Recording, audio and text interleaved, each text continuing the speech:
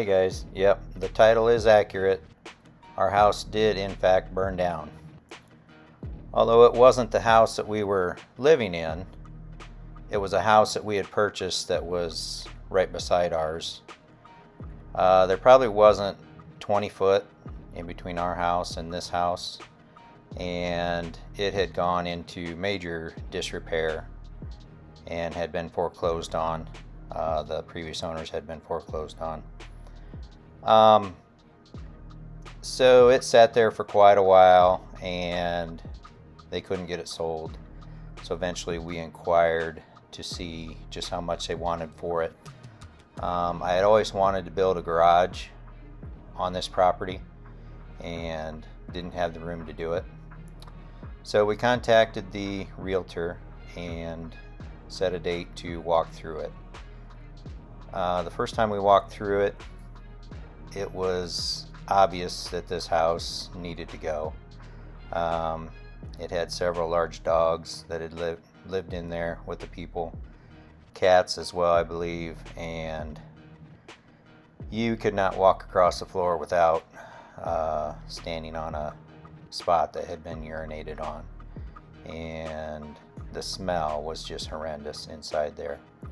The walls were full of bats and bat feces up in the attic, and it was a mess. So we made the decision to purchase the property and move forward with the garage build. But now we had to get rid of the house. So I contacted the local fire department to see if they would be interested in burning the house down for us.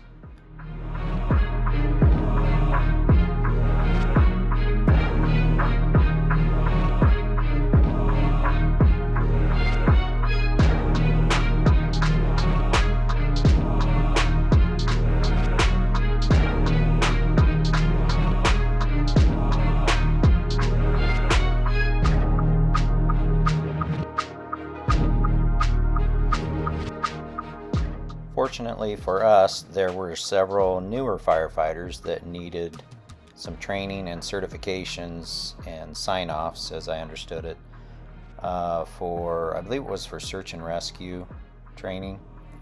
So we ultimately had at least half a dozen fire departments here. I believe the fire marshal was here as well, or somebody with credentials to be able to sign these guys off. And what they did is they took an old 55-gallon drum, a steel barrel inside the house, and threw some old hay and straw in it and lit it up and smoked the house up. And then they went ahead and did their training, did their search and rescue stuff for a couple hours, and got all these guys signed off. So under normal circumstances, they do not get the opportunity to have this type of venue, I guess, to be able to sign off that many people.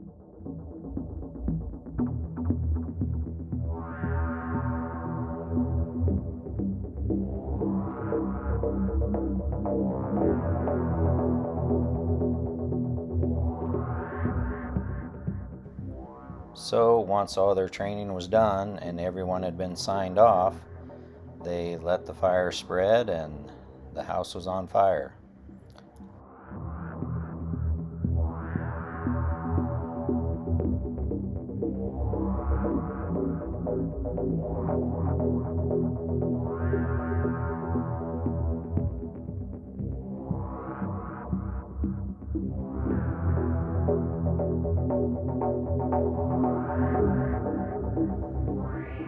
They had the ladder truck here from our local fire department, and that has a huge water nozzle on the end of the ladder, and what that allowed them to do is spray water on the house from directly above, which is a lot easier to get a huge amount of water inside that fire versus guys trying to do that from ground level. So that seriously helped slow the fire down and keep it under control.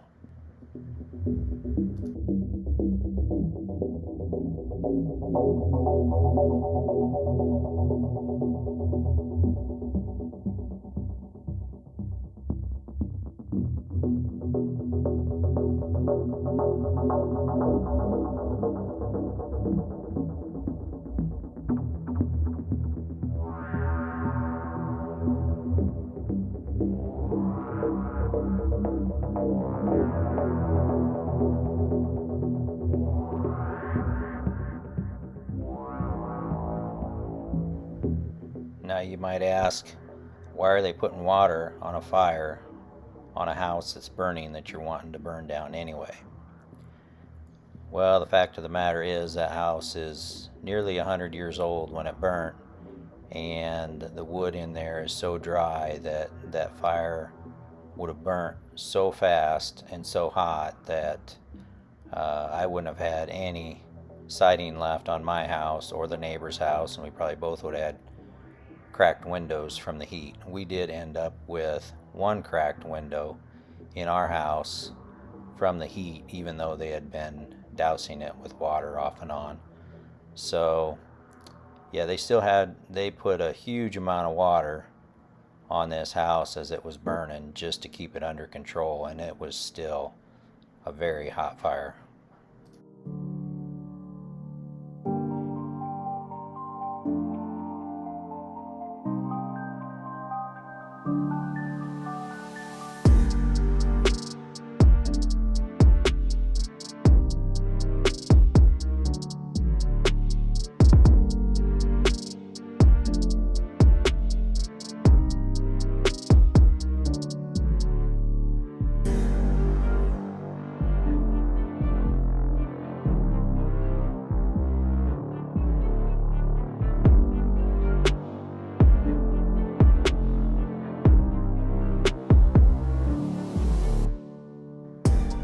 So I just want to say a huge thank you to all the fire departments that were here that day. That day actually was back in March of 2013. Just a little backstory, we had purchased this property in September of 2011 and had it for about a year and a half, trying to get everything lined up, asbestos removed from the property, and get everything signed off so that we could burn it. And then, but yeah, like I say, these departments that were here, they did a fantastic job keeping everything controlled and getting rid of it.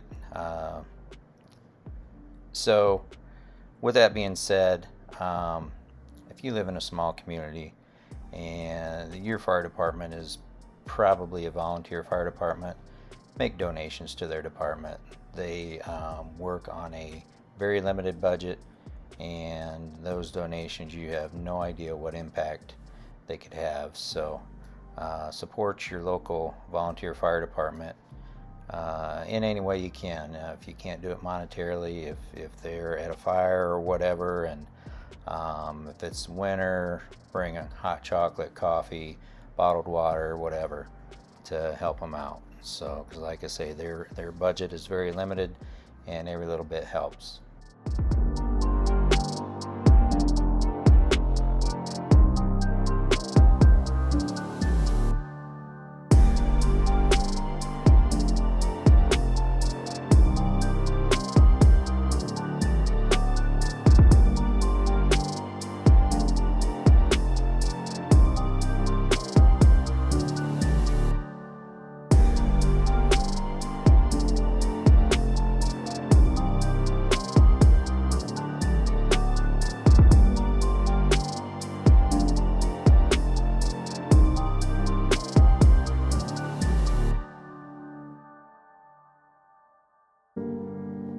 And I'd also like to thank our neighbors, because having 6 departments and all these fire trucks and portable water storage tanks, you know, we had the whole street blocked off and part of the side street blocked off. So it was pretty inconvenient for them, but I guess hopefully we gave them a little bit of a show. So it was pretty exciting to watch these firemen and women do what they do what they love to do. It was pretty exciting. So again, thanks to my neighbors as well for putting up with this.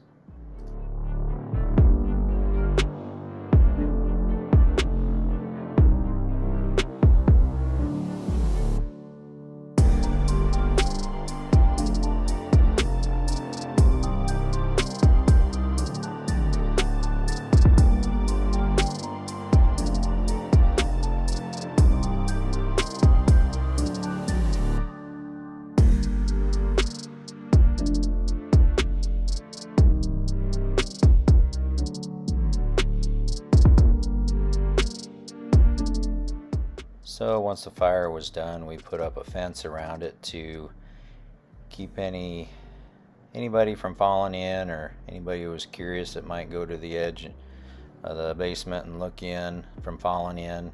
And then we waited until summertime where we could pull out or dig out all the foundation and then backfill the hole with clay and pack it down in there really good. And then we actually let the soil sit for about 3 years before we started building the garage, because I knew I wanted in-floor heat and I did not want that ground to settle once I got that put in and have cracked cement in the garage.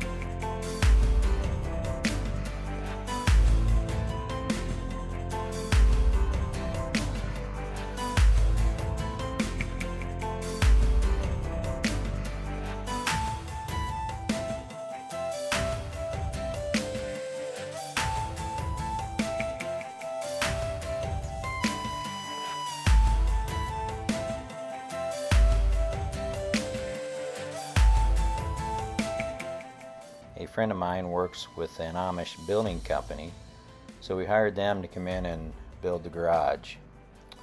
Then once we got all the lime and everything packed in the inside, Kimberly and I laid all the insulation down and the wire mesh grid and all the pipes, and her and I did that all ourselves. It took us about a couple days to do it, and after we got that done, the next day we woke up and we felt like we got run over by a semi. So bending over all day long for 2 days is pretty strenuous work. So kudos to those guys who do that for a living.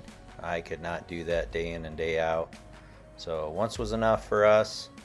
And then when we got that done, I went to YouTube, of course, to learn how to build the manifold system for the in-floor heat, and built that, bought the boiler and all that, but then I put together all of the parts and built that, what you're seeing there on the wall. So then we went back to YouTube again and learned how to finish drywall and got that completed, painted the walls, and then found this organizing system online somewhere and purchased a couple sections of that and put that up. So anyway, we think the garage turned out great. Thanks for stopping by.